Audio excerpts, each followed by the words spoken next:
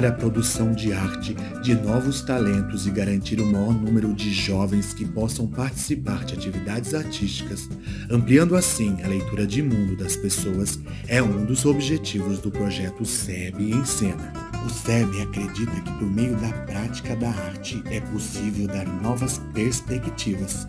Dentro do SEB em Cena, os adolescentes participam das oficinas de artes cênicas, expressão corporal, música e artes plásticas, construindo posteriormente 4 grandes eventos culturais, que é um sarau literário, um espetáculo de teatro, a festa do folclore e uma mostra de talentos. Acreditamos no SEB em Cena porque cultura amplia o olhar das pessoas. A cultura dá espaço para novas formas de expressão. A cultura enriquece uma sociedade e cultura transforma pensamentos e cria novas oportunidades. E este é o lema do SEB de Mojimirim. Para que este plano aconteça, precisamos da sua ajuda. Conheça nosso trabalho e invista no SEB em Cena.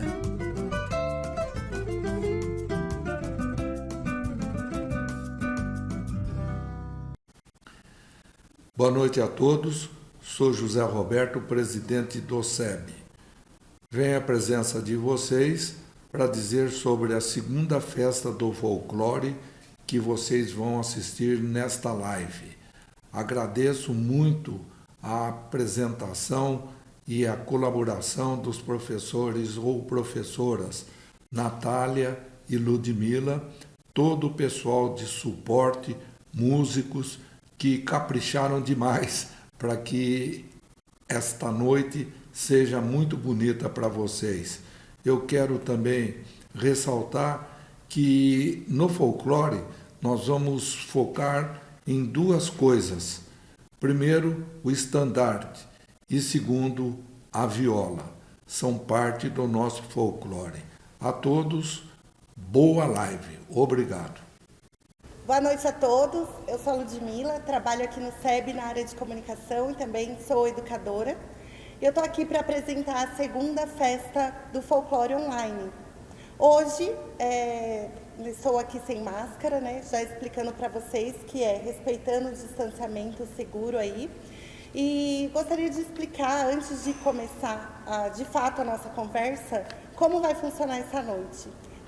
E hoje, para esse bate-papo super especial, estou aqui com o Sidney Cirilo de Sá e com o Walter Poletini. Os dois são muito conhecedores aí da cultura popular e também mantêm em Monte Alegre do Sul a Casa Azul. O Sidney e o Walter vão explicar um pouquinho para a gente como funciona. Eles são curadores de arte também, já viajaram por várias cidades do Brasil e também fora do Brasil. No segundo momento, nós também temos uma entrevista com o violeiro Tiago Pacola. Super legal também, ele que faz parte da Orquestra Mojimiriana de Viola Caipira. Agradecemos a presença dos nossos convidados, né? E também gostaria de dizer que o Sidney e o Walter também estão com uma exposição em andamento no Centro Cultural de Mojimirim, uma exposição que tem entrada gratuita e é sobre o rock. A exposição segue até o finalzinho do mês, dia 31 de agosto. Então, gostaria de dar boas-vindas aos meus entrevistados, dizer que é uma honra receber vocês. Em nome de toda a diretoria do SEB, agradeço muito por vocês terem topado participar aí dessa entrevista e também, gente, dizer que eles são os curadores da nossa exposição que está em andamento aqui na recepção do SEB, que hoje a abertura, né, consideramos aí como a abertura oficial também dessa exposição, que é de estandartes. O Cid, ele fez um aulão que a gente chama especial com os nossos jovens das turmas de aspirantes e esses jovens produziram várias peças, então esse material está exposto e pode ser visitado aqui no SEB de segunda a sexta-feira até o dia 30, das 8 às 17 horas. Então, muito obrigada pela presença de vocês, Sidney e Walter. Obrigado pelo convite, obrigado a todos. Eu que agradeço de estar aqui, essa oportunidade de falar um pouquinho das nossas experiências de vida com a arte popular brasileira. Obrigada, gente. Primeiro ponto, eu acho que para a gente conversar, é entender o que, que faz, o que, que os curadores de arte eles fazem, gente. Como que é o trabalho de vocês? A gente falou disso aqui na introdução, só para o povo de casa entender. A finalidade dos curadores é promover a arte nos vários setores, é unir o trabalho dos artistas e organizar exposições, eventos, lives. Então, a principal finalidade do curador é ser responsável pelo evento. Certo. Então, gente, adiantando aí para vocês, né, eu acredito que vocês virão aqui visitar a nossa exposição de estandartes. A semana foi intensa, semana passada, de muito trabalho aqui na recepção do SEB para fazer essa organização da exposição de estandartes, né, meninos? E o que é folclore, assim, para a gente fazer essa introdução, né, porque vamos enveredar aí por esse universo. O que é folclore? Como é que vocês definiriam, assim, para o público de casa entender? O folclore, numa síntese geral, ele representa a identidade de um povo, e seja ela através de ritmo, de dança, de lendas, de mitos, de uma linguagem popular. Então, o folclore se resume mais ou menos nessa síntese. É muito interessante a gente falar disso, porque muitas vezes acaba ficando preso só de pensar folclore, 22 de agosto, acaba ficando preso nos personagens, né? Mas assim, é muito mais do que isso, gente. Inclusive, eles trouxeram aí diversas peças sobre o folclore brasileiro, que daqui a pouquinho a gente vai apresentar, por isso que vocês estão vendo aí na nossa composição do cenário, né? Folclore, gente, também envolve superstição, ditados populares. Vocês acreditam em superstição? Eu sou super supersticioso. E você, Walter? Eu não acredito muito, não. Não tenho medo de passar debaixo da escada, não. Eu tenho. Esse é o primeiro. Se eu fosse linkar, por exemplo, quais são as minhas superstições, essa seria a primeira. Eu não passo embaixo da escada de jeito nenhum, de jeito nenhum. E quando eu era criança também, ouvi o ditado que se nós assobiássemos à noite, chamaria cobra, né? Então, isso daí jamais, até hoje, eu não assobio à noite. E sem falar que eu tenho medo de lobisomem até hoje, né? Eu tenho pavor de lobisomem. E se tivesse chinelo virado em casa? Aí a mãe morre, né? Aí não tem jeito, até hoje é assim. Aí também tem outras superstições, né, gente? Questão da estrela cadente. Sim. Que tem que fazer um pedido, tem que né? fazer um pedido, exatamente. Trevo de 4 folhas também. Claro, O que mais que dúvida. vocês... Rezinha para Santo Antônio para casar. Ixi, por aí vai. E se a gente pega em cada região do país, tem uma tradição, um costume, um mito, uma lenda diferente, uma superstição diferente também. Certo. Assim como a questão das lendas também, né? Dependendo do lugar que a gente vai, Sem acaba dúvida. tendo uma readequação, vamos dizer, né? Claro, e outra, hoje nós temos os meios de comunicação que são infalíveis, porém as lendas, os mitos e as superstições, elas viajam dentro do Brasil desde o final, desde a época da colonização, né? No final do século XIX. Então, antigamente viajavam através do quê? Das comitivas, dos carros de boi, enfim, né? E a lenda do norte se espalhou no sul, né? Então, digamos assim, que todo esse costume está regionalizado. É legal até, né, vocês pontuarem isso, porque realmente, né, o folclore é essa mistura, né? Diversos povos vieram aí para o Brasil, né? Tem todo esse trânsito e acaba impactando no folclore, né? Lembrei de mais uma superstição, que é quando tem uma visita indesejada na casa, não é? Eu sei, essa eu conheço. Essa eu posso completar, Lud. Você sabe, Walter? Da vassourinha? Da vassoura. Atrás da porta. E também, gente, quem não quiser casar, pede para alguém varrer o pé. Também tem Sim. essa superstição, né? Sem dúvida, é uma delícia isso. É muito legal mesmo. Questão da ferradura, pé de coelho, enfim. Sim. É um universo imenso. Também, gente, tem os ditados populares. Não sei vocês aí de casa, mas eu uso ditado popular sempre. Minha avó, ela fala muito ditado popular, então eu adoro também falar sobre isso. Vocês usam? 2. Eu adoro. Muito, o Walter também usa. Walter, eu uso muito aquele água mole em pedra dura, tanto bate Até que fura. Será que fura? Fura sim. Inclusive, estava me esquecendo de falar sobre isso. Além da exposição de estandartes, temos também trabalhos dos nossos jovens expostos aqui na recepção do SEB com ditados populares. A professora Cássia, de língua portuguesa, trabalhou com os nossos jovens e essa exposição, né, que está aqui na recepção, também contempla esses trabalhos. E tem esse ditado. Ficou incrível essa ilustração. Tem outras também maravilhosas, viu? Nossa, muito. Venha ver, venha ver. Venham ver. Ficou incrível mesmo essa exposição. E vocês trouxeram, né, para compor essa exposição, diversos estandartes, né? Inclusive temos alguns aqui no palco. E gostaria que vocês falassem sobre eles. Como vocês têm muitos estandartes na coleção? O que é um estandarte? Vocês deram essa aula aí para os nossos jovens, mas quem está em casa e não sabe o que é um estandarte, como vocês definiriam? O estandarte, ele está ligeiramente ligado à bandeira. Então, toda vez que você vê um estandarte, você pode fazer associação com bandeira. Por quê? Quando os portugueses vieram para o Brasil, na época da colonização, eles traziam os estandartes, as bandeiras, aonde representavam as cavalarias. Então, isso chegou na Bahia, tá? E essa cultura, ela ficou adaptada ao nosso país, a nossa comunidade, a nossa população, e ela se estendeu pelo Brasil todo. Alguns estados da nossa federação, eles usam há tempos o estandarte em suas festas populares, na Folia de Reis, na Festa do Divino, nas Congadas, que é o estado de Minas Gerais, né? Ele é muito representado nessa questão. Existem agremiações também que usam os estandartes para representar o nome da agremiação, algumas escolas de samba, alguns times de futebol também, mas a maioria que nós vimos nas festas populares do Brasil são referentes a festas religiosas. Como foi orientar os nossos jovens, Cid? O Sidney, né? É o apelido que a gente chama ele aqui, viu, gente? Sidney. Pode chamar de Cid que eu gosto. Então tá tudo certo.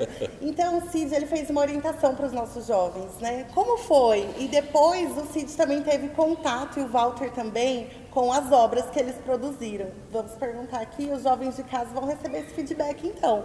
Vocês gostaram? Eu vou falar pela questão da aula e o Walter fala pela qualidade dos estandartes, que foi surpreendente. Foi muito interessante pelo grande número de alunos presentes, professoras também. Foi interessante também o questionamento, eu sem entrar em muitos detalhes, os alunos me questionavam sobre alguns detalhes peculiares, né? Foi muito interessante ver assim, a disponibilidade, o interesse, de repente por um artefato que não é do cotidiano deles. Eu nem sei se eles já tinham ouvido falar em estandarte, mas o questionamento, a abordagem deles foi muito interessante. Agora, quanto ao resultado final que está exposto aqui, o Walter pode falar a respeito. Para mim foi surpreendente o trabalho, né? Eles criaram muito nos seus estandartes os diversos acontecimentos. Por exemplo, as Olimpíadas foi o estandarte que eu observei, o estandarte do Congado, estandartes religiosos, uma grande parte de estandartes religiosos, porque envolve os santos de devoção, envolve as famílias, sobre as danças folclóricas, sobre Folia de Reis, sobre a Festa do Divino. Então, foi muito rico essa criação. E o importante que me chamou muita atenção do estandarte produzido pelos alunos, pelo pessoal da SEB, foi que eles usaram materiais recicláveis, material que tinha em casa, não foi nada comprado, coisa... Né? Então, pegou o que tinha em casa para produzir o seu estandarte. E isso que você vai observar é a criatividade do jovem. O jovem é muito criativo. Então, dentro dos trabalhos propostos, foi optado pelos estandartes desta feita, e a gente vê que é um trabalho muito bom, muito bem feito, né? Alguns, inclusive, nós temos interesse em que fique para a nossa coleção, porque nós temos uma coleção de mais de 80 estandartes, né? E que a gente leva essas exposições para fora, para vários lugares. Então, o trabalho dos alunos foi muito bom nesse sentido. Gostei muito, tem vários, com bordado, com vários materiais. Verdade, que legal. Parabéns, jovens. Nós ficamos muito felizes com esse feedback aqui dos curadores. E queria dizer também que essa questão do uso dos materiais, né, foi muito legal. E todo esse trabalho foi feito dentro da matéria da professora Natália, em teatro.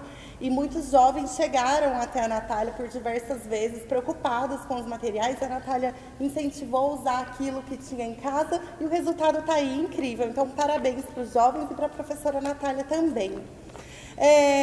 Vamos falar um pouquinho sobre lendas agora?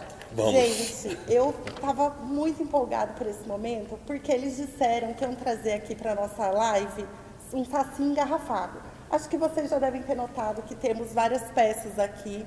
Então, eu queria que vocês falassem um pouquinho sobre a história desse saci que está na garrafa. E também queria saber se vocês sabem, tem dicas de como a gente pode engarrafar o saci. Com certeza, Lud, com certeza. O saci é uma lenda, é a lenda mais comum, mais popular, mais conhecida do nosso folclore. E a lenda do saci, ela nasceu no Rio Grande do Sul, e tanto que existe também a lenda do saci nos países circunvizinhos, Uruguai, Argentina, Paraguai. E como nós falamos anteriormente, tanto quanto as danças, os mitos, os contos, as lendas, eles percorrem todo o país, né? Isso desde sempre. E com o saci não é diferente, né? Então ele nasceu no sul e até o norte do país ele é conhecido. Bom, o saci é um menino, né, que pula de uma perna só. Ele é muito travesso, ele é muito arteiro, ele gosta de pregar peças, ele gosta de dar risada, ele gosta de aprontar, ele gosta de esconder os objetos. Porém, a fragilidade dele está no... Você sabe, Lud? Você sabe, Walter? Aonde está a fragilidade do saci? Está no seu gorro. A partir do momento que você tira o gorro do saci, ele perde toda a força. E aí, Lud, tem uma brincadeira muito legal, né, que a gente pode até fazer aqui. Então, o que acontece? Eu trouxe uma peneira para demonstrar. Então, toda vez que você vê um redemoinho, o saci está lá dentro. Então, o que acontece? Você tira o gorro do saci e ele perde a sua força. E você joga a peneira. Vem cá, saci, vem cá, saci. E você pega o saci. Você pega o saci, sem o gorro ele está fraquinho. Então você pega o saci, pega uma garrafa, coloca o saci aqui dentro e tampa. Saci, agora você é meu. Agora você vai ter que me contar por que você faz tanta traquinagem por aí. Você gosta, né, saci? Porém, o saci, ele vive, Lud, uma curiosidade, numa média de 77 anos. Mas engarrafado, você não pode passar 24 horas com ele engarrafado, senão ele desaparece.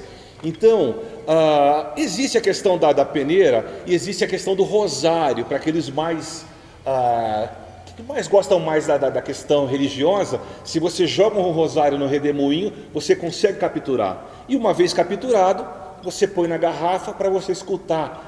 Ele tem muitas histórias para contar. O saci tem muita coisa para falar. E na região de São Luís do Paraitinga, a região do Vale do São José dos Campos, fala muito, do Vale do Paraíba, tem muita história de saci, muita. E não é só lá não, a gente vê aqui na nossa região, Mojimirim também, fala muito de saci, né? Então, você sabia, perdão, Walter, você sabia que existem mais ou menos umas 50 ou 60 tipos de saci? Eu até linkei aqui porque eu não lembro o nome de todos, mas eu vou falar, ó. Tem o saci pererê, que é o mais conhecido, o saci do poá, o tererê, o sacerê, o saperê e o saci-trique. O saci-trique, eu quando era criança já tinha ouvido falar, Lud.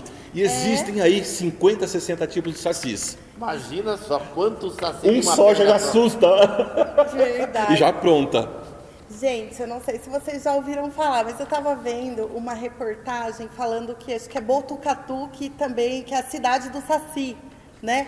E aí, na entrevista, a mulher disse assim, depois vocês podem procurar aí na internet, mas ela disse, sabia que existe até saci albino? Vocês já ouviram falar? Não, porque o saci tem a pele preta, né? Ele é um cara assim que tem a sua representatividade fantástica. Nossa, e assim, a repórter na ocasião também foi, né, pra mata, pra caçar o saci, então assim, tem muitas histórias, como vocês disseram, né, passadas aí de geração para geração, que vivem no imaginário popular, e também até temas de entrevistas, temas de programas de televisão, então muito legal esse assunto. E só perdão, Lud, e só para fechar esse assunto do Saci, existe o Dia Nacional do Saci. Você sabia? Você sabia, Walter? É 31 de outubro. Eu fiz a colinha aqui. 31 de outubro é comemorado o Dia do Saci aqui no nosso país. De uma perna só, hein? De uma perna só. Legal. E assim, falando também sobre outros itens que eles trouxeram aqui, né, que faz parte da coleção dessa dupla maravilhosa aqui, gostaria que vocês falassem um pouquinho sobre as carrancas. As Onde carrancas. vocês conseguiram? Como foi?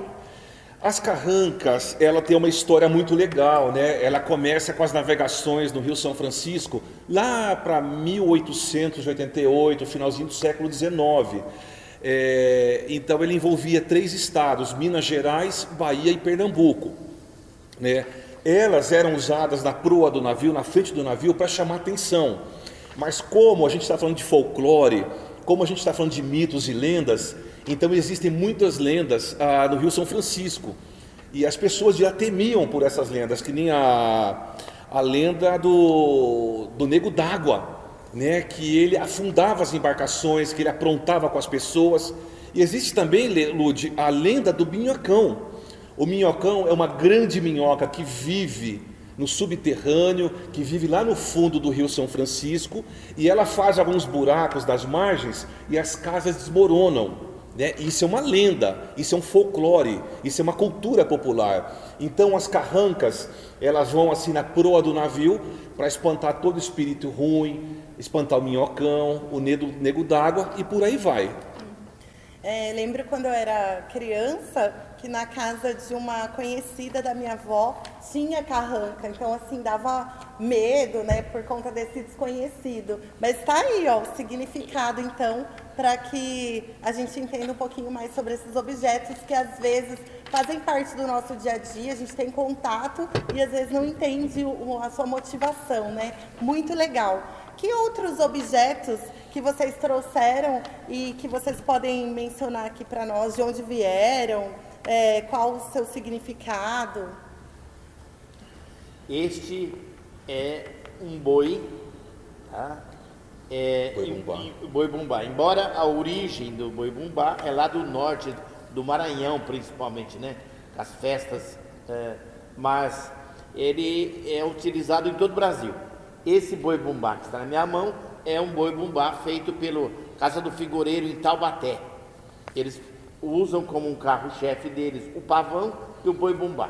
Então, esse trabalho, olha que beleza de trabalho, feito pelos figureiros de Taubaté, as figureiras de Taubaté, né? Que é a casa do artesão lá de Taubaté. E a gente vai para Taubaté comprar as peças, comprar Espírito Santo, comprar boi-bumbá e comprar o pavão. Esse que está na minha mão, ele veio de Ubatuba. Voltando um pouco atrás, eu falei que lendas, mitos, eles percorrem o Brasil. Então, como o Walter disse, uma cultura que nasce no norte, no nordeste do país, ele foi feito também aqui no sudeste, na cidade de Ubatuba, que é o litoral norte de São Paulo, né? Esse é uma miniatura, na verdade, é uma miniatura de um boi-bumbá, né? E aqui atrás de mim, eu já vi que tem um muito grande. Em Budas Artes, por exemplo, tem uma amiga nossa chamada Célia Santiago, que ela faz na chácara dela uma festa junina, que é uma cultura popular que está inserida no folclore, e ela faz a festa do boi, né, que você consegue entrar dentro do boi e você faz todo aquele movimento festivo. Que bacana! E também vi aqui, pessoal, que temos a representação de brincadeiras, né, com a ciranda. A ciranda, perfeita, Lud, perfeita. Olha que linda, eu vou colocar assim para que vocês vejam, tá? Então, ciranda, cirandinha, vamos todos cirandar, vamos dar a meia volta e meia vamos dar. Então, essa cantiga está inserida diretamente na cultura popular brasileira e dentro do nosso folclore. Essa peça, ela foi representada, ela é feita em madeira e tem meninas e meninos. Está aqui, é uma ciranda linda e maravilhosa. Exato, seja. Nossa, a gente lindo. vai falar. Bom, vocês estavam dizendo que vocês viajam, conhecem pessoas que fazem esses trabalhos e tudo mais. E num bate-papo informal que a gente estava tendo aqui no SEB, vocês também mencionaram questão sobre as festas, né? Vocês também viajam às vezes para participarem de festas. Sim. Nossa, a gente, tudo quanto é festa folclórica, nós nós corremos atrás. Nós vamos a Guaxupé para ver a folia de reis, né? A região de Guaxupé, Ribeirão Preto, tem muitas folias de reis, né? A gente vai para Minas, para Montes Claros, para essa região, para ver os catopês, para ver os caboclinhos, marujada, né? Marujada e as princesas das festas, né? E a gente vai para Sergipe e Alagoas para ver o reisado sergipano, o reisado alagoano, né? Que tem um trabalho muito lindo, onde eles fazem os bois e põem as igrejas na cabeça para desfilar. Ou você sobe já mais para o Recife, você vai ter o frevo, você vai ter o galo da madrugada, você vai ter o maracatu rural, e você vai para Caruaru e Campina Grande, que tem as festas juninas, as grandes festas juninas, né?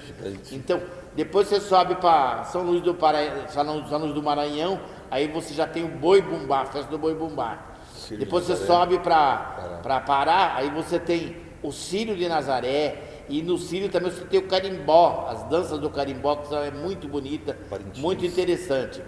Depois ainda você sobe mais para cima, você vai para Parintins, aí você tem a festa dos bois, né?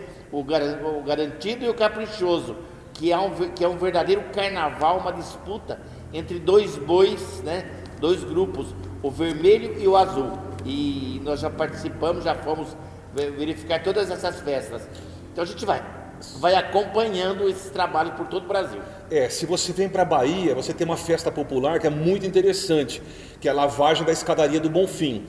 E se você vem aqui para Santa Catarina, você tem a Oktoberfest, né? Minas Gerais, que nem o Walter falou, Folia de Reis, a Congada, a Catira. Então tudo isso está inserido dentro desse contexto de festa popular. O próprio, aí você vai para o Rio de Janeiro, onde você tem a maior festa popular do país, que é o Carnaval Rio de Janeiro e São Paulo também. Rio e São Paulo. Rio e São Paulo já é a grande festa do Carnaval, né? Além de outras festividades. Que legal, deve ser incrível, né? Poder participar de tudo isso. Gente, encaminhando aqui já para o fim dessa conversa, super legal, tem muitas coisas ainda que a gente poderia abordar aqui, porque esse universo é muito extenso, mas a mensagem que a gente quer deixar e reforçar a todo momento é que o folclore é muito mais do que só o dia 22 de agosto, né? Lembrado ontem, domingo. Então é um universo amplo que está presente no nosso dia a dia, é o nosso cotidiano, né? Mas antes de ir embora, gente, eu quero fazer uma parte que eu também estava muito ansiosa, que é, gente, um desafio de trava-línguas. Eu separei 2 aqui, eles não sabem quais são, então eu vou passar aqui para eles esse trava-línguas. E vamos ver o que vai sair aqui. Tá preparado? Não estou preparado, porque eu queria que ela desse um spoiler para mim, ela não deu spoiler. Não, eu sei spoiler. Você lembra de algum, Walter?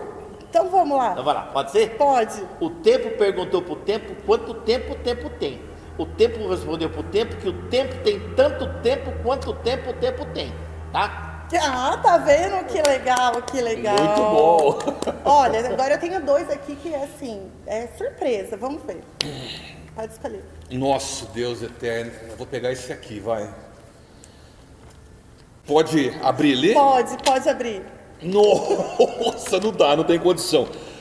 Lagartixa, largatia, lagartixa, lagartixa, largatia. Só no dia em que sua tia chamar lagartixa de lagartixa. Tá ótimo. Tá bom? Foi de primeira. Foi de primeira, consegui, muito bom. Olha o sapo dentro do saco. O saco com o sapo dentro. O sapo batendo papo e o papo soltando o vento. Nossa, mas eles foram muito bons, muito bons. Conseguimos. Parabéns. Desafio cumprido. Yes. Que legal. Bom, gente, então eu vou ficando por aqui nessa primeira parte da nossa festa, que não acaba aqui não, viu? Dá um tempinho aí que a gente já vai falar com o Thiago Pacola e também fazer um tour pela nossa exposição de estandartes. Muito obrigada pela presença de vocês, Cid e Walter. Nós que agradecemos. Eu que agradeço. Eu que agradeço a vocês todos que colaboraram, que atenderam esse chamado, que fizeram os estandartes, os que não fizeram terão próximas oportunidades também. E claro, vocês chamando, a gente vai atender, sempre. Eu tenho certeza que foi assim de grande valor para toda a comunidade que pôde acompanhar esse trabalho, que não foi só hoje, né? Como eu disse, é um processo. Ficamos o mês todo envolvidos aí com o folclore. Muito obrigada novamente. Disponha. Olá, eu sou a Ludmila, eu sou educadora e eu trabalho na área de comunicação do SEB. E eu estou aqui para dar sequência à nossa segunda festa do folclore do SEB. Antes de mais nada, eu e meu convidado, Thiago Pacola, que é violeiro, nós vamos tirar as máscaras, pois estamos numa distância segura, para dar continuidade à nossa atividade, que vai ser super legal e tem relação com a viola caipira. Então, deixa eu tirar aqui da minha distância segura, vou colocar aqui do ladinho para a nossa conversa de hoje. Bom, estamos aí na Semana do Folclore, então fazendo uma série de atividades, já falamos de estandarte, né? Já conversamos com o Sidney Cirilo e o Walter Poletini, aos quais agradecemos muito, e hoje, dando continuidade ao folclore, vamos falar sobre a viola caipira.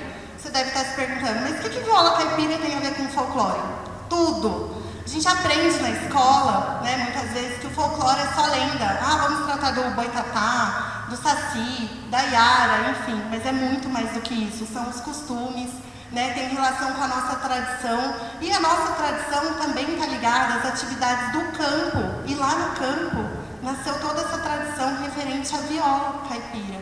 Então hoje, para falar sobre isso, para falar sobre esse homem do campo, hoje nós temos a presença do Thiago Pacola, que é de Mojimirim. É super famoso por aqui, conhecido, né, Thiago? Ele faz parte da Orquestra Mojimiriana de Viola Caipira. Então, em nome do presidente do SEB, o senhor José Roberto da Silveira Pedreira, eu agradeço a sua presença, Thiago. Antes do Thiago falar aí o oi dele, né, e a gente começar a nossa conversa, eu queria falar um pouquinho sobre o currículo do Thiago. Vamos lá. Então, o Thiago, ele é bacharel em viola brasileira pela Faculdade Cantareira. Ele concluiu o 3º ciclo do curso de formação da EMESP, que é a Escola de Música do Estado de São Paulo, Tom Jobim. Ele iniciou a carreira dele aos 13 anos, bem jovem, gente. E é considerado um dos nomes da nova geração da viola caipira. Já tocou também ao lado de grandes músicos como Almir Sater e Renato Teixeira.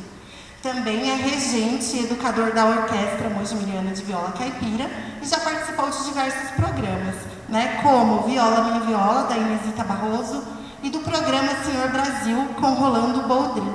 O Thiago também já foi educador no Projeto Guri, lá em Águas de Lindóia, que pertinho da gente, né?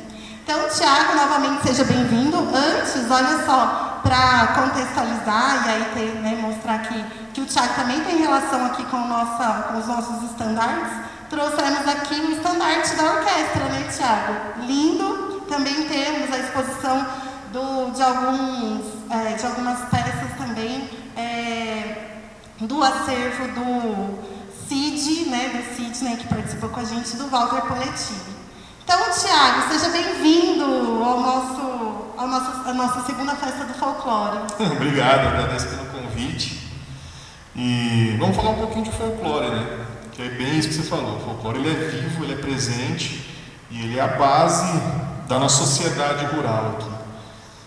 Folclore está no nosso dia a dia, inclusive quem não viu, fica aí a dica. Tem uma Cidade Invisível que fala justamente sobre isso, que é uma série aí que está super em alta, hein, pessoal? Tiago, primeira coisa, a gente quer entender o que é a viola, né? Viola, tem vários tipos de viola, como é que funciona? Por que viola caipira? Quantas cordas tem? Conta um pouquinho pra gente como é. Então, a viola, ela é um instrumento brasileiro. É considerado um instrumento brasileiro, tanto, como você leu, sou formado em viola brasileira, né? Então no currículo, no diploma, né? Viola brasileira. A viola ela vem de Portugal, então a história da viola, ela está intrinsecamente ligada com a história do Brasil e de todo o povo brasileiro. Ela veio com os jesuítas de Portugal. Eles usavam a viola para catequizar os índios e para ajudar nessa parte de comunicação. Que não é um negócio tão legal assim, né? Se a gente for analisar, mas enfim, era usada como instrumento de dominação até naquela época. A música sempre foi vista como uma linguagem universal, era a forma de se comunicar com um povo que nunca tinha tido contato, né? E lá em Portugal tem algumas diferenças. Lá em Portugal, hoje em dia a gente chama de viola portuguesa. Dentro de Portugal tem vários tipos de viola, tem viola braguesa, enfim, tem uma variedade muito grande de viola. E assim que ela chegou no Brasil, ela começou a ter algumas modificações, tanto na estrutura como na forma de tocar, na afinação e tudo mais. Essas modificações, ela também teve uma ramificação muito grande pelo Brasil. Então, por exemplo, se você pega na região sul do Brasil e tal, você tem alguns tipos de viola, tem a viola de coxo. Você pega na região nordeste, já tem a viola dinâmica, a viola nordestina, que a turma chama. E aqui no sudeste, padronizou esse tipo de viola aqui, que é conhecido como a viola brasileira, ou a viola caipira, que é a mesma coisa, na verdade. Esse tipo de viola é a mesma coisa. Diferença dela, por exemplo, o violão, que é um instrumento mais popular. A viola tem 10 cordas, a afinação da viola é bem diferente do violão também. A viola, se você toca solta, ela já soa um acorde. No violão você teria que colocar os dedos aqui para fazer e tal. E basicamente a diferença da viola, ou o que é uma viola, é isso. É um instrumento brasileiro que veio partindo da viola portuguesa, né? Então se transformou a partir da viola portuguesa. Aqui caiu na mão dos negros, dos índios, dos mulatos, da galera que trabalhava na roça, dos próprios portugueses também. Então a viola ela é uma mistura disso tudo. Tiago, e por que a gente diz que teve assim, origem, tem bastante essa ligação com o homem do campo? Foi esse homem do campo que começou a utilizar esse instrumento inicialmente? Isso, como ela veio com os jesuítas a princípio, para fazer esse processo de catequização. Então, querendo ou não, caiu na mão dos índios, né? Tem um contato com a natureza e tudo mais, e acabou fazendo parte desse cotidiano do homem do campo mesmo, né? Naquela época toda a base era de agricultura e tudo mais, né? Tudo que se fazia era baseado nisso. E a viola caiu, passou para a mão dessas pessoas que cuidavam. Tanto que caipira, né? Viola caipira tem a ver com caipira, aquele que carpe, né? E tudo mais. E às vezes a gente até utiliza o termo caipira de uma forma equivocada, né? Hoje em dia está mudando um pouquinho, né? Hoje em dia muda um pouco, assim. Hoje em dia tem uma valorização do caipira, pelo menos eu sinto isso financeiramente. Você vai comprar um ovo caipira é mais caro do que um ovo de granja. Você vai comprar um queijo caipira é mais caro do que uma mussarela, por exemplo. Então hoje em dia, economicamente, está rolando uma valorização do que é caipira. O caipira está virando um sinônimo de qualidade. E até um tempo atrás não era, né? O caipira era aquele cara, aquele jeca que não sabe de nada, que ficava só no canto. Inclusive a obra do Monteiro Lobato retrata dessa forma. Pois é, eu não ia nem comentar, mas é exatamente isso aí. Depois, quem quiser, dá uma pesquisada aí que mostra o Jeca Tatu. Então, e não é bem assim, né? Tanto que essa ideia do folclore tem uma ideia, toda a lenda, todo o folclore, ela tem uma sabedoria ali, que é uma sabedoria que as pessoas levam como ensinamento para a vida, né? Um princípio para a vida. Então, esse povo caipira, esse povo sertanejo, esse povo que vive no mato, ele tem uma sabedoria que é completamente diferente da sabedoria que a gente tem ideia hoje em dia. Hoje em dia a gente pensa, o que uma pessoa sabe? Uma pessoa que estudou muito, uma pessoa que tem doutorado, pós-doutorado e tudo mais. Para o caipira não é tanto assim, né? Para o caipira, a sabedoria é saber quando vai chover, é saber em que lua que é certo para plantar tal tipo de alimento, é saber conviver com as pessoas ali. Para o caipira, a sabedoria é não falar um negócio que ele não pode cumprir, entendeu? É um outro tipo, né? Uma ética um pouquinho diferente do que a gente está acostumado hoje em dia, infelizmente. E esse tipo de divisão, né, de comportamento desse caipira influencia nas suas canções, né? Do que trata a música da viola caipira? Tem, assim, temas do que é tratado? Tem temas? Tem. Esse povo, como eu acabei de falar, é um povo que não tem tanto estudo, então a sabedoria dele vem de outra parte. E por não ter essa tradição da escrita, da leitura e tudo mais, normalmente a gente passava as histórias através de cantos, que é uma forma de você decorar as histórias também. Então criava uma melodia, contava uma história, né, rimando dentro dessa melodia, tipo mais ou menos o que acontecia com os trovadores na Europa e tudo mais. É a mesma ideia, né? Vem tudo junto aqui pro Brasil. E aí essas histórias eram passadas de geração para geração através do canto e do toque da viola, no caso, né? Tanto que isso criou a moda de viola. A música caipira, ela tem algumas vertentes. Tem uma vertente que retrata a vida do homem do campo, as histórias que aconteciam. Então, por exemplo, tem música que fala de boiada, tem música que fala de você plantar, tem música que fala das belezas, que o cara ama o lugar que ele vive, que não quer sair de lá, ou que saiu e quer voltar para lá. Tem um pouco de saudosismo também, né? Dependendo da época que você vai vendo, a música caipira tem um pouco disso. Retrata um pouco a ética e os valores que o compositor ou que o caipira tem também. E se você pegar um pouquinho mais para cá, até de uma forma um pouco subjetiva, retrata um pouco a visão do caipira do próprio mundo. Assim. Você pega algumas músicas do Almir Sater, por exemplo, que não deixa de ser uma música caipira, né?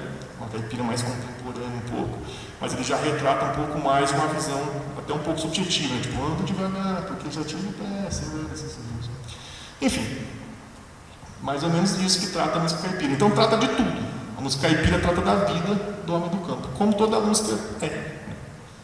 Legal. E a gente pode dizer que a moda de viola, a viola caipira, existem vários ritmos? Pode dizer sim. E como que é? Assim, tem algum preferido? Queria que você contasse que ritmos são, se você tem algum preferido. Preferido acho que não, mas por exemplo, tem alguns ritmos, que nem eu comentei, a moda de viola é uma forma de você tocar que é a forma mais antiga que tem, né? Que você conta toda uma história e a viola vai acompanhando. Então, por exemplo, você tem uma moda de viola que realmente você faz um repicadinho, né? Que antigamente nas festas, muita gente não sabe, mas esses repicados que a viola faz antes de começar a tocar é para chamar a atenção. Porque o violeiro chegava na festa, todo mundo conversando e tudo mais, então para chamar a atenção ele fazia um... Está acontecendo alguma coisa, né? E aí começava a cantar, né? Então, por exemplo, uma moda de viola, né? Num bar de Ribeirão Preto eu vi com os olhos essa passagem quando o champanhe corria mudo nos altos meios da canfinagem. E aí vai contando a história, a viola vai fazendo exatamente o que a voz está cantando, né? Tem alguns outros ritmos, por exemplo, tem um cururu, né?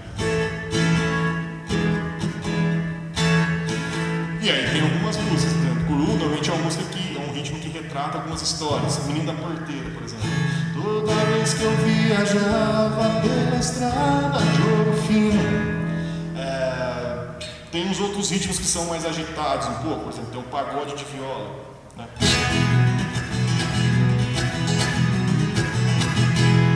Tem chamamé, que já é um ritmo mais do sul, né?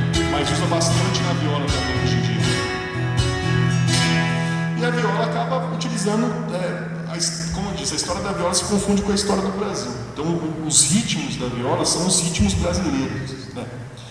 Todo lugar que você for ver que tem um ritmo, tem uma viola no meio, fazendo alguma coisa. Legal, e tem algum que você gosta mais? Gostar mais? Acho que não. Acho que eu gosto, depende do momento. Thiago, você compõe também? Ou você só toca? Componho também, Mas eu não componho, eu não faço letras. Eu componho mais música instrumental. Que legal. Thiago, como é que você se enveredou aí pelo caminho da viola? Como é que vocês se encontraram? Desde 13 anos, conforme eu disse no começo da apresentação, você já tem esse contato com a viola, mas quando você... como é que foi? Tem alguma relação com a família? Enfim, como foi isso? Tem, e é interessante porque eu fui entender um pouco mais essa relação quando eu já estava tocando há alguns anos, assim. Na família, principalmente na família por parte do meu pai, que é o sobrenome Mira, né? É Thiago Pacola de Mira, os Mira. sempre meu pai falava, se eu avô tinha viola em casa, não sei o que tem. E meus primos tocam, né? Tem primo meu que tem banda, assim, tudo mais. E nas festas, assim, todo mundo tocando violão. E aí tem uns tios meus que falam, pô, violão é legal, mas bonito mesmo é viola, bonito mesmo é viola, não sei o que tem, sabe? E eu comecei tocando violão. Eu comecei no violão desde criança, assim, 6, 7 anos, tocando. E aí, eu não sei o que aconteceu, eu não lembro o que aconteceu ao certo, mas foi no aniversário de 12, 13 anos que aí eu ganhei uma viola de presente. E aí eu comecei a tocar viola a partir de então, né? Logo eu já conhecia a orquestra mojimiриana, a orquestra tinha acabado de ser formada, assim. Fui lá, comecei a estudar, na época quem dava aula era o Du. Comecei com a turma lá. E aí eu acabei indo para São Paulo, estudar na EMESP, que é a Escola de Música do Estado de São Paulo. E nesse meio tempo aí eu conheci algumas pessoas que falaram, cara, seu sobrenome é Mira, tem o museu do Zé Mira e tal. E aí esse Zé Mira é um filhão de reis, é um cara que é um mestre violeiro, né? Tem um museu dele lá em São José dos Campos. E ele é de Borda da Mata, que é uma cidadezinha aqui para frente do Rufino aqui. E nesse meio tempo eu liguei para meu pai e ele falou, não, tem uma família minha que veio de Borda da Mata mesmo. O pai do meu pai era domador de cavalo, de boi naquela região. Até hoje ele é meio conhecido lá, chama Merenciano. Chamava Merenciano, né? Eu chamava de Merenciano. E aí eu acabei indo para Borda da Mata e lá eu descobri que toda a família Mira daquela região é uma família de violeiros mesmo, assim.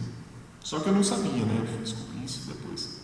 Você, né, ganhou aí de presente a viola, e o que te encantou na viola e fez você ser sua companheira até hoje? Não precisa contar a sua idade, mas o que faz ela continuar ao seu lado, continuar ao seu lado até hoje?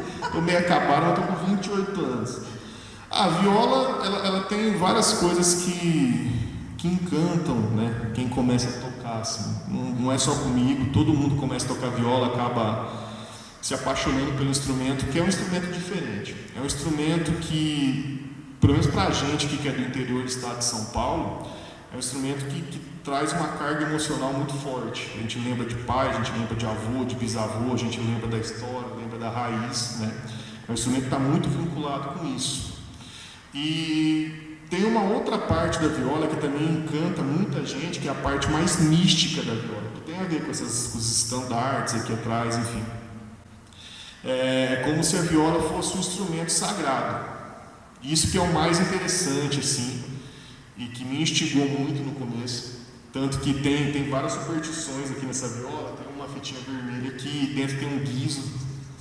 Não sei se dá para ouvir aqui, mas tem 2 guizos de cascavel aqui dentro. Não matei a cobra, tá? Eu peguei morta já. E não mataram também para tirar o guizo. Foi cobra que estava ali. E essa parte mística da viola que é o mais interessante. Na história da viola, ela tem uma história muito parecida, por partes, com a guitarra. A guitarra tem cenas do blues, né?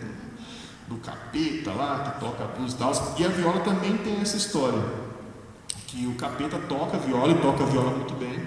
Só que ao contrário da guitarra, tem um capeta que por um lado toca e tem um santo que é violeiro também.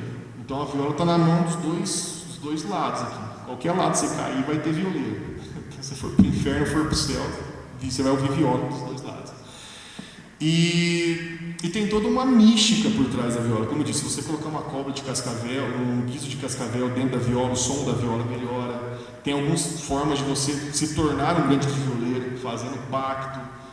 Aí tem alguns rituais que você pode fazer também, assim, que eu não posso contar, senão a turma vai começar. Gente, faz parte desse imaginário popular, né? É folclore. Folclore, exatamente. Tiago, e, bom, já partindo por esse lado aí, o Tiago, gente, ele já fez aqui em Mojimirim a Folia de Reis, que tem tudo a ver com folclore também, né, Tiago? Inclusive a orquestra participou fazendo esse evento nas ruas da cidade. Foi muito legal. Conta como foi, Tiago. E o que é a Folia de Reis também, né? Já que a gente está falando de folclore, não tem como deixar de falar da folia que vocês encabeçaram aí na cidade. Então, essa ideia da Folia de Reis aqui na região, a gente estava num processo, na época a gente estava completando 15 anos de orquestra. A gente estava com alguns projetos, e um dos projetos era fazer a Folia de Reis, um grupo de catira e tudo mais.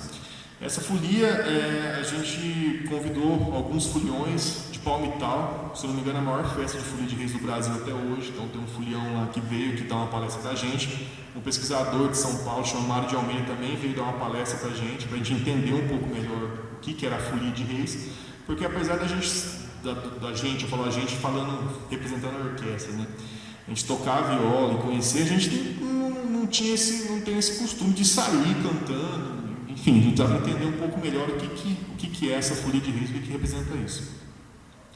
E aí, a partir dessa ideia, na época o secretário de Cultura era o Marquinhos, e aí ele convidou a gente, falou, não, vamos fazer o seguinte, vocês estão fazendo isso, vamos rodar na cidade no dia de reis. E aí a gente foi rodar na cidade, passamos cantando nas casas, foi muito legal, paramos de casa em casa no centro cantando, entramos nas casas, teve gente lá que chorou, que lembrou, que tinha antigamente, tudo mais assim.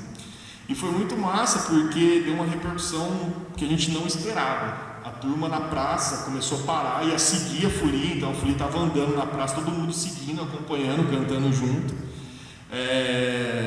Eu lembro que no Facebook deu, tipo assim, não sei quantos mil compartilhamentos lá, tipo, uma sensação absurda também. E o que é a folia de reis? A folia de reis é uma forma de devoção muito grande. Tem gente que diz que se cura com a bandeira da folia de reis. E é um momento onde os violeiros saem cantando a história do nascimento de Jesus. Eles arrecadam dinheiro com essa passagem da folia. E no dia de reis eles fazem uma festa totalmente de graça e dão alimento para todo mundo que quiser comer. Então, uma cidade inteira come uma festa de folia de reis. Eu lembro que eu fiz a cobertura até, né, quando eu trabalhava no jornal na época, e vocês passaram pelo Jardim Velho, né, Praça Floriano Pessoa, pararam lá também, foi muito legal. E eu acho que, às vezes, né, para algumas pessoas, deve até ter sido uma descoberta, né, de ver os 3 reis magos, né, passando pela cidade, sabe, ver os personagens ali, o que será que está representando? Então, acho que foi muito legal. Foi. E o mais interessante é que a gente não esperava era que a turma conhecia. Então a gente estava passando, tinha gente que falava assim, vai lá em casa, entra lá em casa, entendeu? Então a gente tinha que voltar para passar na casa da pessoa e ela queria que entrasse na casa dela. Então não, quando eu era pequeno eu lembro que entrava em casa, então volta para vocês entrarem aqui em casa. E sabia, beijava a bandeira, e aí a gente foi na casa de uma senhora, ela falou assim, não, passa com a bandeira dentro da minha casa. A gente passava com a bandeira dentro da casa. Assim. Em algumas cidades, em Mogi Guaçu tem, agora eu acho que não está rodando mais por causa da pandemia, mas tem a folia que é do seu Jair, que tem um grupo de Congado que tem a folia também. Lá, por exemplo, se uma pessoa está doente e a folia passa na rua, eles têm até o costume de deixar a bandeira na casa da pessoa, que fala que a bandeira cura as doenças. Assim. Legal. Tiago, eu queria voltar na história das fitas. Os violeiros usam hoje em dia ainda as fitas? Só normalmente na folia. Na hora da folia. E aí cada fita, são várias fitas assim, e aí cada fita tem um significado? Cada fita tem um significado que é representado através de um santo, ou de enfim. Por exemplo, tem uma fita azul, se não me engano é São Gonçalo, tem a fita dourada, se não me engano é o Menino Jesus, tudo mais. Eu não sei o significado de todas as fitas de cor, mas cada fita representa um estereótipo, ou um santo, enfim, quem acredita ser realmente a representação daquele santo e tudo mais. Tem gente que faz pedido para as fitas também na viola. Essa daqui é para tirar uma olhada, né, a vermelha, mas essa aqui é outra coisa. Tiago, bom gente, Tiago, né, se apaixonou aí pela viola, acabou ficando com ela até hoje. Tiago, mas além da mística, né, de ter toda essa relação que te encantou aí, o Tiago, gente, ele foi fazer bacharelado em viola.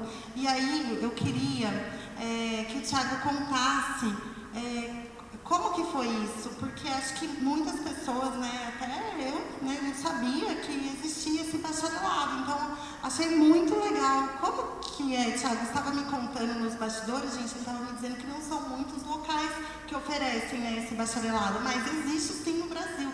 Então quem gosta, né, quem quer pesquisar mais, saber mais sobre, então o Tiago também tem essas dicas para deixar aí pra gente. A viola, ela, por mais que ela seja um instrumento extremamente popular, né, que esteja na mão do caipira e tudo mais, É um instrumento que hoje em dia ela está em algumas cadeiras de algumas faculdades aí. Eu estudei na Cantareira, uma faculdade lá em São Paulo. Não sei se tem ainda o curso de viola, acredito que tenha na USP. Tinha uma cadeira lá em Ribeirão Preto de viola, o Ivan Vilela que dava aula. Na Escola de Música de Brasília, acho que no Paraná deve ter uma cadeira de viola, e alguma faculdade lá no Nordeste, se eu não me engano. Tá? Porque faz um tempo que eu estou fora da faculdade, então a gente acaba perdendo um pouco o contato. Na época tinha. Para quem quer estudar viola caipira, para quem quer fazer um curso superior em viola caipira, é só estudar, não tem segredo, como qualquer outro instrumento nessa parte, como violão, como violino, piano, enfim. Você estuda, você faz a prova, e aí você vai passar por um processo de seleção, 4 anos estudando bastante. Algumas dificuldades que a gente encontra. A viola, quando eu fui fazer essas formações, ainda tinha um pouco de preconceito. Então, por exemplo, a viola vai tocar choro, toca, a viola vai tocar jazz, vai, entendeu? Então tinha alguns professores que ainda tinham um pé atrás, assim, por não conhecer o instrumento, né? Mas hoje em dia já está muito mais tranquilo, assim. Quem está fazendo o curso já está bem mais tranquilo e tudo mais. Então, eu acho que não tem nenhum segredo, é só estudar. Aí você vai deixar a mística um pouco de lado e pegar mais na prática mesmo, né? Estudar teoria musical, enfim. E você gostou dessa parte também? Você gosta da mística? Gostei. Eu acho que tipo assim, até agora nos meus estudos eu fiz um ciclo muito interessante, assim, e foi bem bonito. Eu saí de uma parte extremamente popular, aprendendo de ouvido, de tocar, passei por um processo de escolarização. Então, fui fazer um conservatório de música, fiquei acho que uns 3, 4 anos lá, depois mais 4 anos no bacharelado. E agora eu estou voltando no começo, só que agora com uma bagagem um pouquinho maior, né? De conhecer um pouco mais, entender um pouco mais o que é a música, estrutura musical, questão de composição, questão de arranjo, de técnica na viola caipira. Agora estou voltando, porque por mais que eu tenha estudado tudo isso, eu percebi que a riqueza, principalmente da viola, está no começo mesmo aqui, está no pé no chão. Assim. Legal. E Thiago, você também tem um curso, né, na internet? Tem um curso online, é um curso baratinho, é um curso para quem quer se aprimorar. Esse curso vendeu bastante, assim. É um curso que ensina algumas técnicas de viola, formas de você pensar sobre o instrumento, formas de você tocar. Tem gente que fala assim, no curso você ensina a tocar tudo. Não, porque não tem como você fazer um curso para ensinar a tocar tudo, isso não existe. Você vai ficar 10 anos na frente do computador ali e não vai aprender tudo ainda. Mas é um curso que te dá uma bagagem legal, interessante. É um curso extremamente barato, se não me engano, que na faixa dos R$200 no Hotmart, assim. E tem lá uns 40, 50 aulas gravadas, então é bem interessante. E dá para dividir? Dá para dividir, acho que uns 12 meses. Assim. Gente, pronto. Quem quiser não tem desculpa. Quem quer não tem desculpa, né? Thiago, e os trabalhos da orquestra, como estão?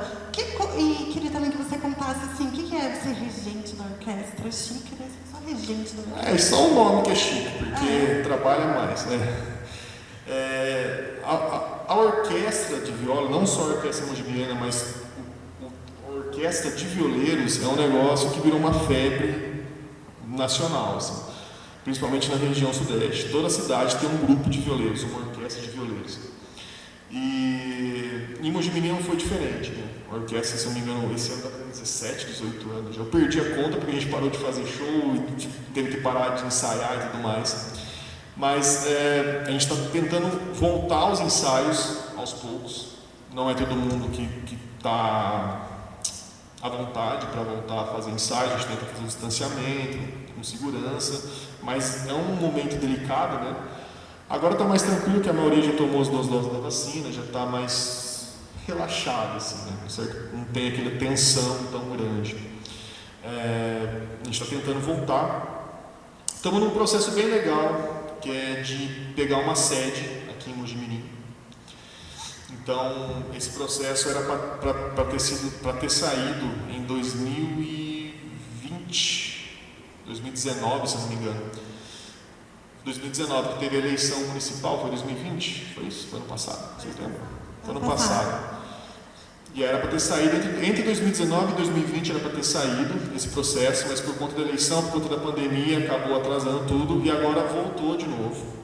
Se eu não me engano, já está na Câmara dos Vereadores para aprovação. A gente vai ganhar não, a gente vai poder usar o terreno da Prefeitura para construir uma sede, um espaço para a orquestra. E aí nesse espaço a gente pretende abranger um pouco mais, não ficar só na viola caipira. Aí montar um grupo de catira, pegar e estruturar uma folia de reis bem legal e tentar resgatar algumas outras vertentes assim que aqui na região acontecia, festa de São Gonçalo, dança de lundu, enfim, a gente pretende fazer uma abordagem geral assim. O que é muito legal, né, gente? Porque a gente não pode só ficar na fala do folclore só na semana do dia 22 de agosto, né? A gente tem que viver isso, viver essa nossa tradição e não deixar isso morrer, né? Como a folia mesmo, né? Foi feita acho que em 2017, depois eu acho que foi por aí. Continuidade, né, Tiago? A gente ensaia, a gente chegou a apresentar em alguns lugares fechados, mas na rua em si a gente não saiu, né? A gente pretende sim voltar a sair e tudo mais. Só que, por exemplo, se você pega alguns outros países, as pessoas têm um orgulho muito forte, eles levam para frente a tradição, a cultura. Então, por exemplo, se você pega os Estados Unidos e você fala de música, todo mundo fala jazz, não sei o quê, ou então Michael Jackson, né, pop, não sei o quê, rock e tudo mais. Aqui no Brasil, a gente tem uma música brasileira muito forte, comparando com o jazz lá nos Estados Unidos. Aqui a gente tem uma música brasileira extremamente forte, extremamente complexa, eu acho que até mais complexa do que o jazz, né? O jazz. E a gente não vê as pessoas falando tanto assim, levando tanto, isso até dentro das escolas de música. Tanto que na faculdade, quando eu comecei a fazer aula lá, eu tinha história, sei lá, 4 semestres de história do jazz e 1 semestre de história de música brasileira. Eu falei, não. Não é, tá errado. A gente tem que estudar música brasileira. Estou no Brasil, é legal aprender jazz, né? Mas vamos estudar música brasileira. E voltando agora, pegando tudo isso, voltando para Mojimirim. Mojimirim é uma cidade extremamente rica culturalmente falando. É uma cidade com grandes músicos, Mojimirim, Mogi Guaçu, Itapira, pegando essa micro-região aqui. E eu acho que o povo teria que abraçar um pouco mais de alguma forma, ou os músicos chegarem mais perto do povo, sei lá, alguma coisa teria que acontecer nesse sentido, não sei ao certo o que ainda, mas as pessoas teriam orgulho de falar, essa aqui é a nossa música, a gente está aqui, e não é só a viola caipira, né? Uma música feita regionalmente. Aqui era pouso de grandes violeiros, fãs de violeiros, João Carreiro Pardinho, Ronaldo Viola e tudo mais, paravam aqui. Tem grandes compositores aqui na nossa cidade. Tem compositor aqui, até para música para a turma que curte aí, sertanejo universitário e tudo mais. Tem compositor da nossa cidade que o Jorge Mateus já gravou música dele. Que legal, que legal. E é desconhecido, é porque não está assim em contato com isso. Pois é. E, enfim, a gente tem que abraçar um pouquinho mais os artistas aqui da nossa região, porque musicalmente falando são muito bons. Assim. Nossa, Thiago, eu estava esquecendo uma pergunta polêmica. Eu não sei se é polêmica para você. Mas você falou de sertanejo universitário. Qual que é assim, a grande diferença entre a moda de viola e a música sertaneja? Assim, tem alguma diferença? Tem. Ou não? Já vi algumas críticas na internet, assim, não sei se... Eu acho ou cada um no seu quadrado? Não tem nada a ver. Eu acho que a única diferença, a gente pode pensar assim, que o sertanejo é a galera que pegou essa história toda da música caipira e resolveu ganhar dinheiro com isso. Né? Então você pega a história da viola, a história da música caipira, dá uma roupagem extremamente comercial e aí você entra jogando para a população geral, para ter um retorno financeiro muito bom. Então, por exemplo, você tem algumas levas de sertanejo. Se você pega de 1920 até 1950, mais ou menos, era o sertanejo que era viola e violão. Também continuou, a partir de 1950 já começa uma influência da música latina dentro da música sertaneja. Então você pega a galera pegando, Pedro Bento Zé da Estrada, aquele chapéuzão de mexicano, lá, os caras tocando trompete e tal. Depois entra o negócio da guitarra e tudo mais, aí vem Tião Carreiro e Pardinho. Os primeiros de Tião Carreiro e Pardinho são viola e violão, depois nos últimos já começa com guitarra, já começa com outros instrumentos, assim, misturando. Aí vem aqueles sertanejos que estouraram no Brasil inteiro, Leandro Leonardo, Chitãozinho Chororó, Zé de Camargo e Luciano, década de 90, fazendo mais aquele sertanejo romântico. E aí a turma pegou a veia do povo brasileiro. A partir daí você tem várias levas, né? Até um tempo atrás estava aquele sertanejo monossilábico lá do tchê tchê tchu tchá tchá, né? E hoje em dia já está voltando um pouco mais, o sertanejo já está pegando um pouco mais do pop e fazendo uma roupagem que já é bem diferente. Então você pega as músicas que estão fazendo sucesso hoje em dia, já tem uma pegada de ritmo africano, já tem uma pegada voltando de ritmo cubano, já tem uma pegada um pouco diferente, bachata, não sei o que e tudo mais. Então o sertanejo, diferente, qual que era a diferença, resumindo tudo isso? O caipira relatava a vida do homem do campo. O sertanejo, ele está dentro de uma tendência que serve para agradar a população e ele conseguir vender isso. Basicamente é isso. Não que seja pior ou melhor, são propósitos diferentes. Certo. Bom, então, Tiago, eu queria saber se você quer complementar, dizer mais alguma coisa sobre a viola, ou se a gente vai ouvir uma música agora.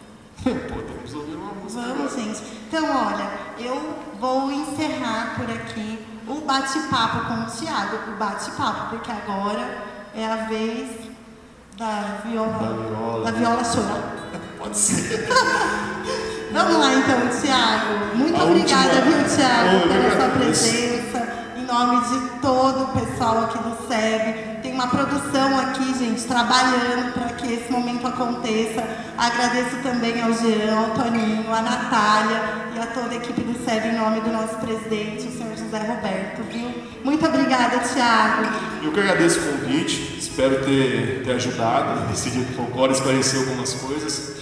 E a nossa região é muito rica na parte folclórica. Tem um outro projeto que chama Prosa na Roseira, que eu estou fazendo com um violinista que chama Lucas Chagas, que conta várias histórias de lendas que até hoje em dia o povo acredita, né? Mais voltado para a Roseira, em Mogi Guaçu. Mas tem lenda de Saci, tem lenda de Caipora, que até hoje o povo fala que vê lá. Vê lobisomem, vê não sei o quê. E tem uns seres que só existem lá na Roseira também. A gente quer encerrar, mas não quer. Tiago também tem toda a história aqui no distrito de Martim Francisco. Então tem. Exatamente. Vamos pesquisar então sobre o folclore aqui, né, da nossa cidade, das nossas cidades aqui, né? Não é algo que fica só lá no livro. A gente quer que vocês vão atrás dessas informações, que é muito legal. O folclore não é só o dia 22 de agosto. Vamos viver o folclore, né? Exatamente. Obrigada de novo, Tiago. Eu que agradeço.